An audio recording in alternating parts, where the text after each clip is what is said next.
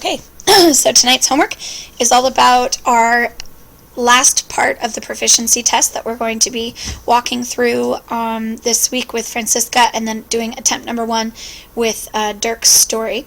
You are going to be asked, in order to get an A, to respond to the literature in a paragraph, showing your inferencing ability, showing your concept and understanding on the idea of theme and the author's purpose. So this is all about how to improve your paragraph and what to actually write for this particular part of the proficiency. So don't forget, there are 3 main parts to a paragraph. You should have a topic sentence, and in the sentence you should name the story, its author, and the theme or topic that you're going to focus on. You should have the body sentences, where you're going to explain the theme and use some examples from the piece of literature, aka textual support. And you also need to be thinking about the author's purpose, or the author's takeaway from this story. What did the author want you to learn or to potentially do or think about after reading this story? And then finally, there should be some sort of closing sentence that really sums up your theme and main idea.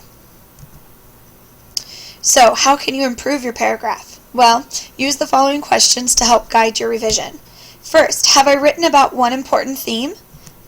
Do I use any quotes from the story? Those all-important textual support pieces.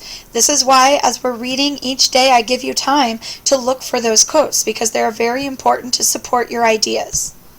Have you talked about the author's purpose? If you haven't, again, think about what the author is wanting you to get out of this story or to learn from the story.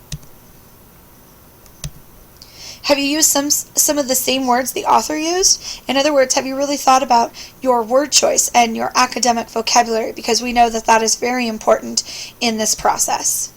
Do your sentences flow smoothly? Are they varied in length? We've been working on this all year.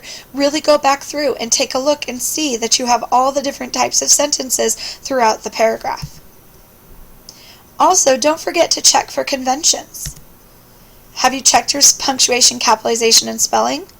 Have you used the right words as far as to, and to, there, and there, or Mrs. Carter's personal pet peeve, a lot? It is 2 words, people.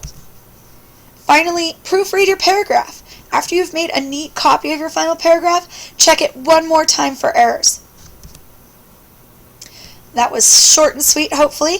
Hopefully you took really good notes and you guys feel ready and prepared to conquer this next proficiency. Again, we're working on the Common Core State Standard of Reading Literature and Reading Informative Text 8.1, which looks at inference, textual support, theme, and author's purpose. So as long as you feel like you've understood all the concepts in this playlist for historical fiction and short stories specifically, you should do really well on this test. So we're going to be working on our first attempt number 1 with Dirk's story later on this week. If you have any questions, don't forget to come and ask me.